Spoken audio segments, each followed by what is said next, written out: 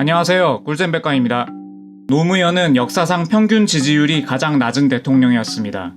물론 순간 지지율 최저 기록은 최순실 사태 직후 박근혜의 지지율이었으나 박근혜는 그때를 제외하면 지지율이 꽤 높은 대통령이었기 때문에 임기 전반적으로 평균 지지율이 가장 낮았던 대통령은 노무현이 올타임 레전드죠.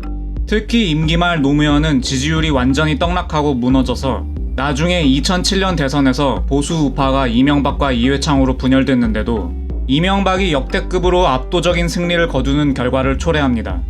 그렇다면 노무현의 지지율이 이토록 낮았던 이유는 무엇일까요?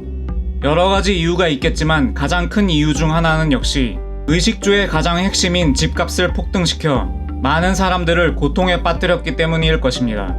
노무현은 임기 초부터 강력한 부동산 규제 정책을 펼칩니다. 이른바 강남 불패를 잡겠다며 이들 지역의 세금 폭탄이라고 불릴 정도로 부동산 이익에 대해 강도 높은 세금을 때려버립니다.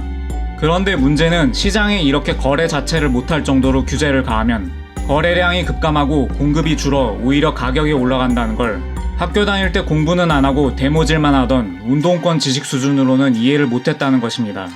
예를 들어 대마초나 성매매의 경우 합법인 곳보다 불법인 곳이 공급이 제한되기 때문에 불법 지역에서는 그 가격이 상대적으로 폭등하듯이 엄연한 수요가 있는데 규제로 인해 공급이 감소하면 가격은 당연히 오를 수밖에 없습니다.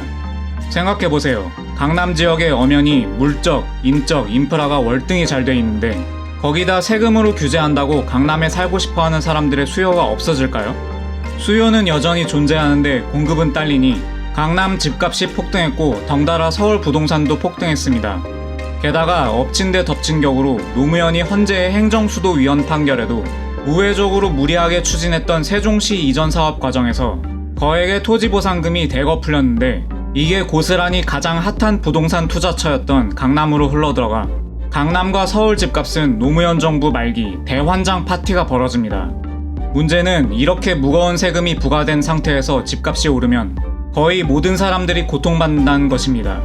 집을 구해야 하는 중산층과 서민들이 고통받는 건 물론이고 집을 보유한 사람들 역시 소득이 아주 높은 큰 부자들보다는 집만 재산으로 갖고 있고 중산층 수준의 소득을 가진 사람들이 대부분이기 때문에 이 사람들 역시 소득은 그대로인데 무거운 세금이 부과되니 빡칠 수밖에 없습니다.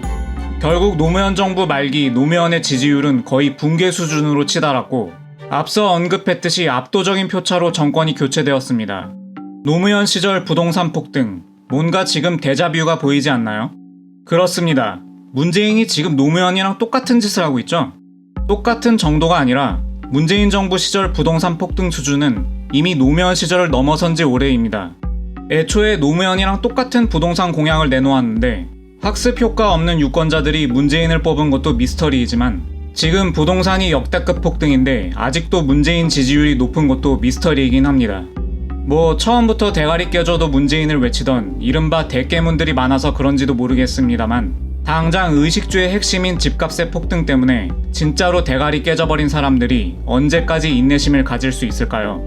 저는 임기 말로 가고 있는 문재인에게서 조금씩 임기 말 노무현의 모습이 보이는데 말이죠. 2022년 퇴임 후에 문재인은 과연 어떤 운명을 맞게 될까요? 지금 이 영상을 보시는 분들도 답이 이미 보이지 않습니까?